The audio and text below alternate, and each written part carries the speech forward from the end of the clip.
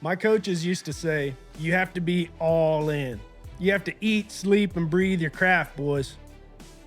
Michael Jordan's personal coach put it this way: interested people watch obsessed people change the world. That was Tim Grover. I took those concepts to heart on the field, and it led me to having a successful football career, both in high school and at the collegiate level, where I ended my career living my dream, playing for Texas A&M University. I have now shifted that work ethic and obsession from the field to the pasture. And like you, I absolutely love the show cattle industry. It's hard, it's competitive, it's rewarding, and it's addicting.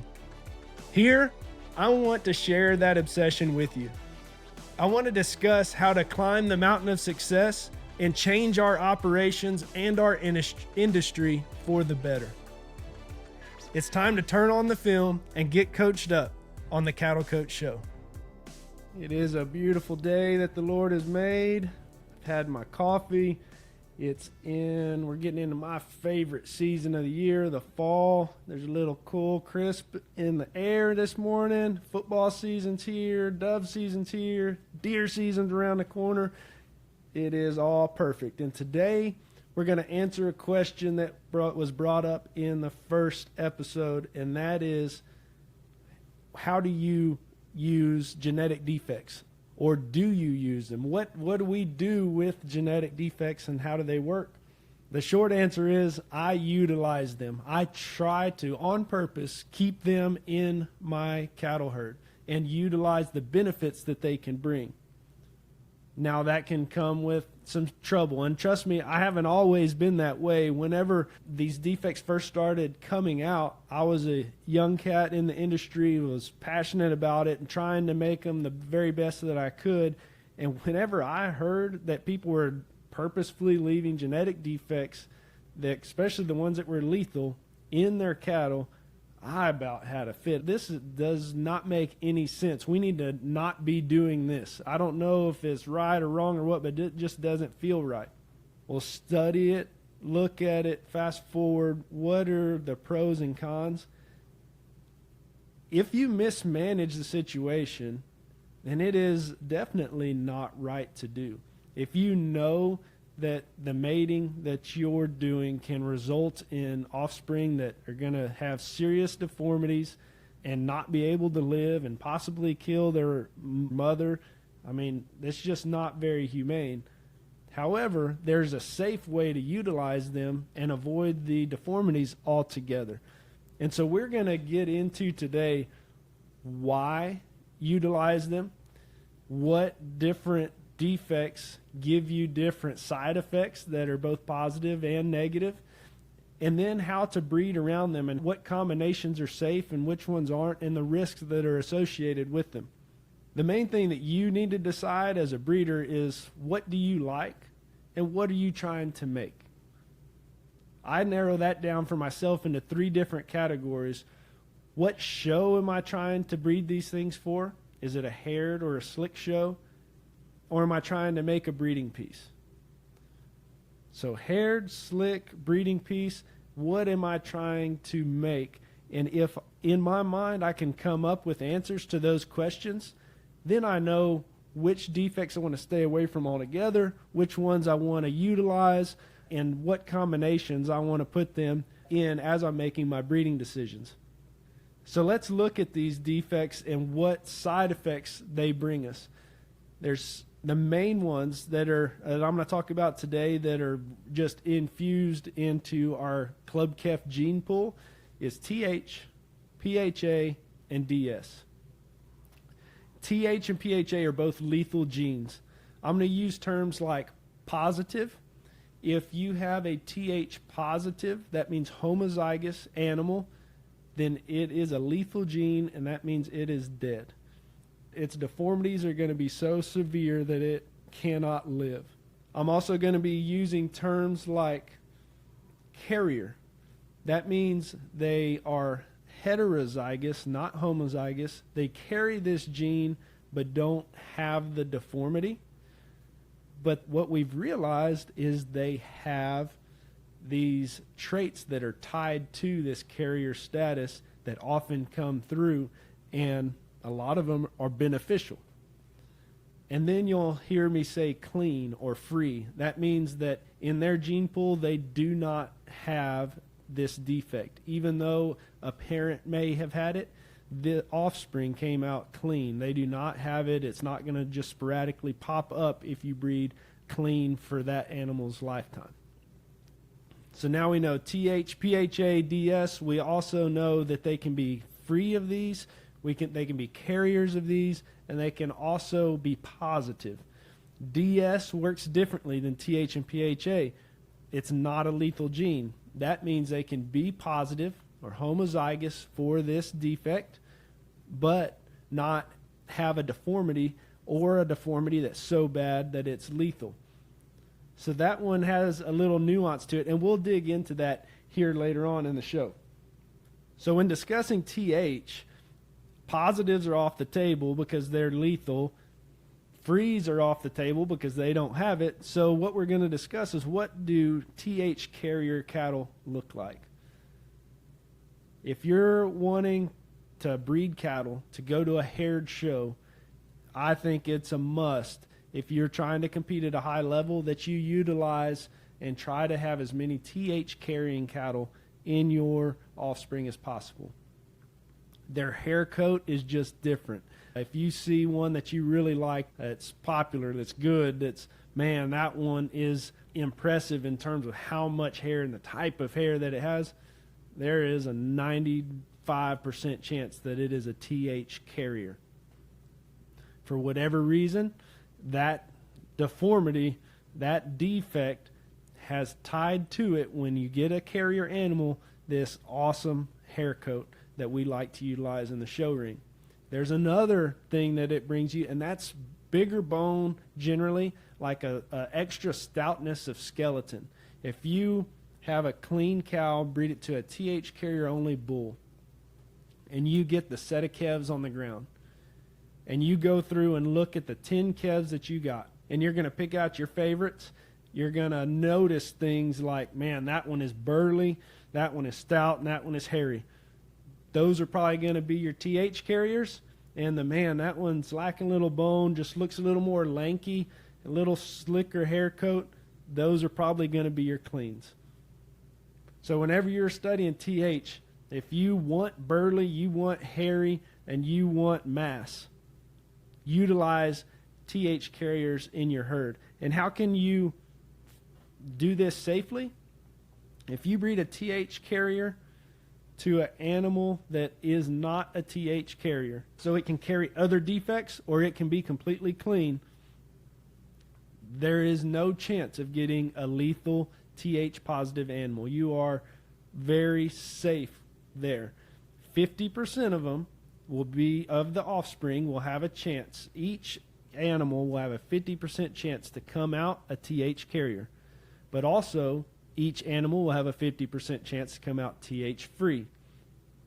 So that one is a straight up 50-50. Here is something that is a common misconception when breeding TH in the industry. And that is, well, if I breed a TH carrier to a TH carrier, then I'm going to up my chances and I'm going to get more TH carriers. I'm going to go big or go home. That is a very uneducated way and reckless way to approach it, because your chances of getting a TH carrier in a TH carrier to TH carrier scenario go up 0%. You still have a 50% chance only of getting a TH carrier. You'll have a 25% chance of getting a TH positive, which we know is lethal and badly deformed. And you'll have a 25% chance of, on each animal, to get a clean one. So if you're trying to eradicate it completely, there is still a chance of getting clean, but there's a reckless, bad way, a bad chance to get a dead one. And it does not up your chances of getting what you want, which is a carrier. You still are at 50%. So I would avoid doing TH to TH. Today's episode is brought to you by Express Livestock Genomics, the fastest genetic defect testing company in the world. They handle the genetic defects TH PHA, and DS. Within 2 weeks of them receiving your sample, you will get your results. They are the most trusted and the most competent in the industry. You can call their service representatives and learn all about the do's and don'ts of breeding and breeding around and utilizing or eradicating these genetic defects in your herd. If you would like to learn more about or look up anything to do with Express Livestock Genomics, check out the link below and enjoy the show. Let's discuss PHA, the side effects that come along with the PHA defect. Whenever you have a PHA carrier, they look different to me than the other two. These generally are short back, compact, heavy muscled, big boned animals. They have a different type of muscle. It's almost like a athlete that is using creatine. Their muscles will be full and juiced up, but they're not like hard and real expressive and ripped up. It's full and round and shapely, and typically doesn't bind them up structurally. It's very athletic looking. It's a very neat, and you can utilize this for your slick shows. You get that kind of muscle shape and expression and that big top and that crease down that loin edge. And in these slick shows, it's like whenever you're playing a game and you want to use a cheat code, these carrier defects, it's like a cheat code. I mean, whenever you look at a set of calves and you see the carriers versus the non-carriers, it's like, man, these guys got something special going on that's just different.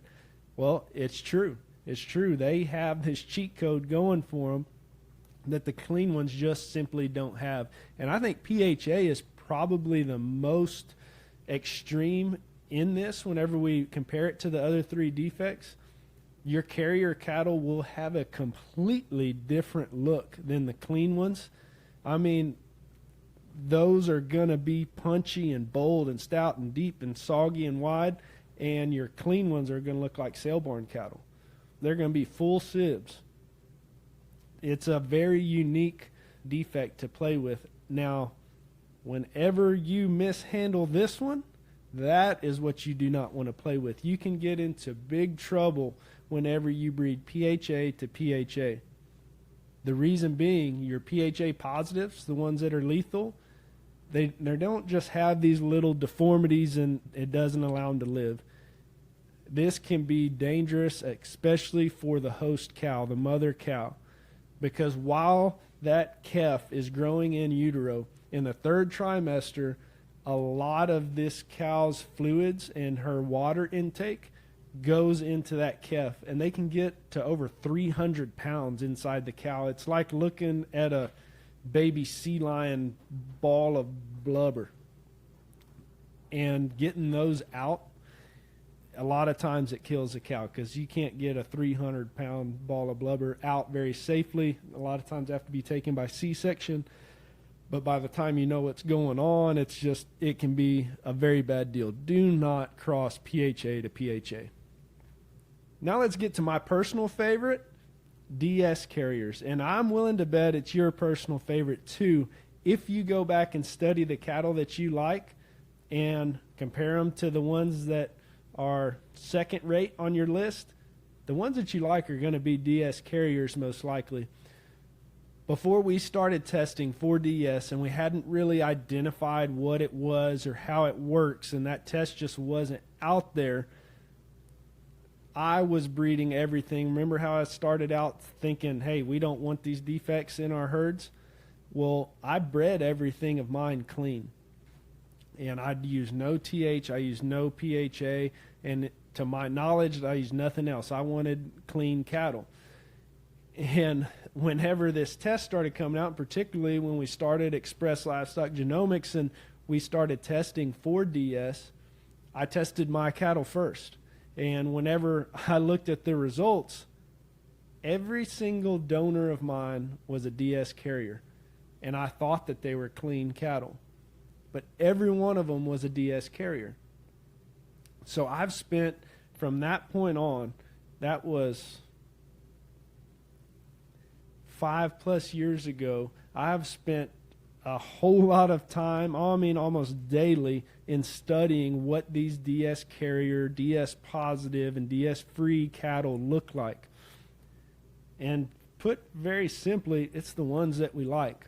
Just like I've alluded to before, you get a set of full siblings together, the ones that you like are going to be your DS carriers. They have a unique look about them. They can be stout but still very athletic. They're very comfortable at the ground typically. They're ones that aren't affected negatively structurally by the effects that being a DS carrier brings. Like PHA, whenever you add bone and muscle, some of those can get a little iffy structurally, because whenever you add bone and muscle, that's something that you can get unathletic. But DS seems to be an athletic feature.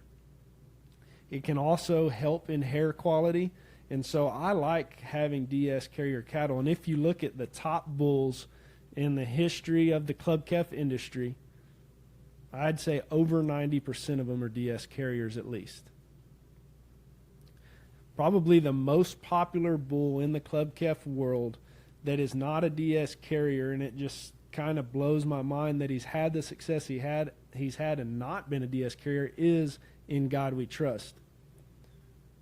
Almost every other one you can name is going to have that DS carrying status, because those cattle are just very sought after in the show ring.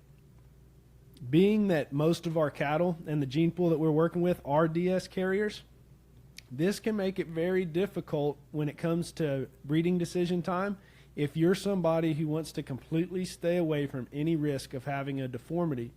Because if most of them are DS carriers, then if you breed a DS carrier to a DS carrier, you're going to have the same odds, just like the TH carrier to TH carrier.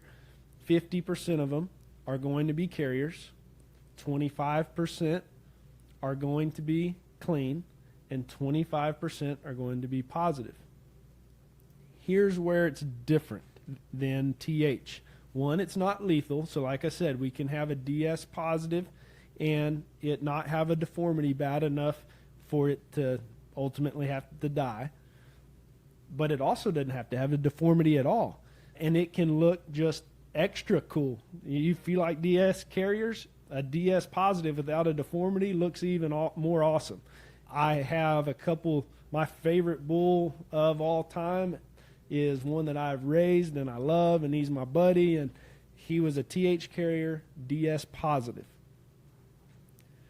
Now you're limited on what you can breed to them, but golly, where you can utilize these cattle, they can really perform when you're utilizing the positive effects of genetic defects. Now, why does it work so differently, and what's the deal with DS? And there's another nuance with it, PHA. So here's what I can tell you.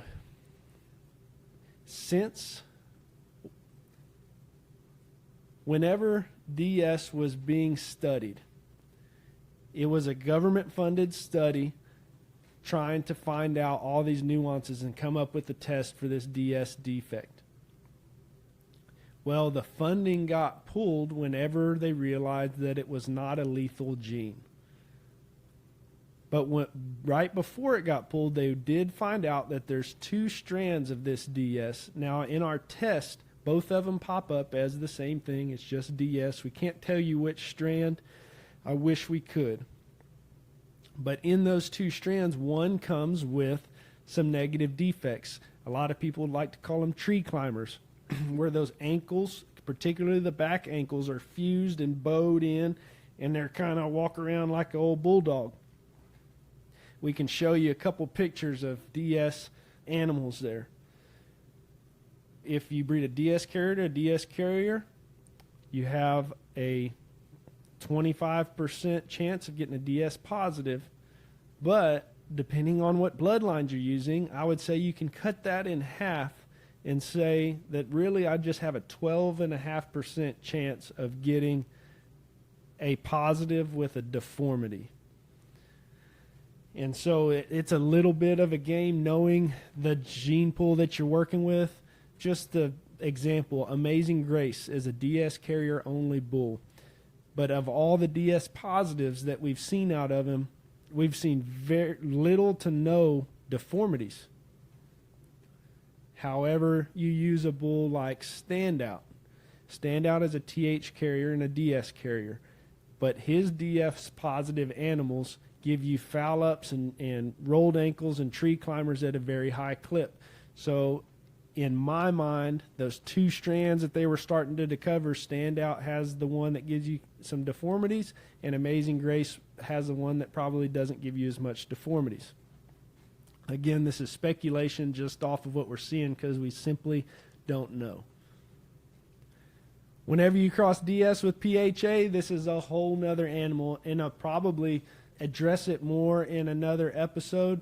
But long story short, they are right next to each other on a DNA gene strand, and sometimes whenever they cross, they'll hit as if they are the other one. And whenever that happens, you can get some weird stuff, some miniature curled-legged ones, some cows that just abort early. There's a lot of issues that can come with crossing PHA and DS. So that's another hindrance that you want to stay away from if you're trying to be clean.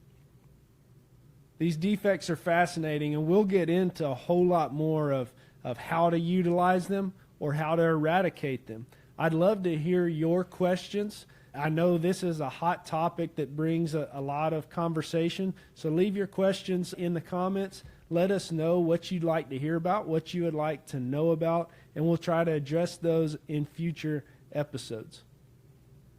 As I wrap this up, like I said, you want to know as a breeder what you're trying to make. What's your end goal? If you're trying to make steers to be competitive at shows, and let's say you're in Texas, then you're probably going to have haired shows and slick shows alike. Haired shows, your champions, not all of them have been tested. Most of them don't get tested, but I'm here to tell you that most of your champions at Fort Worth or at Denver, at a haired show, are going to be both TH carriers and DS carriers. Now, when you get to your slick shows, a lot of them will also be that, but you can have a lot more clean animals do good. There's a high clip of DS carriers and PHA carriers that do very well at slick shows because they have that cheat code going for them. Don't be scared of having triple clean cattle as well. They just usually take a little bit longer to get there. And without all the extras that they're growing up with, typically they can do so without giving you the problems that can arise with the extra stoutness of your carrier cattle. But as someone who sells them, they're a little harder to sell because it's hard to get somebody to believe in one that's not as burly as the one next to them. And so these cattle, if they have good genetics behind them, may not look as good early on, but they're the ones that typically come into their own with some maturity. You get them past that 12 months of age, and they can really start turning a crank and turn into something that can be special. We love talking breeding cattle. The genetic defect side of it fascinates me. It's a little bit of a polarizing topic and concept. Like I said, leave your questions. We're thankful that you joined us here on the Cattle Coach Show. We'll see you next time.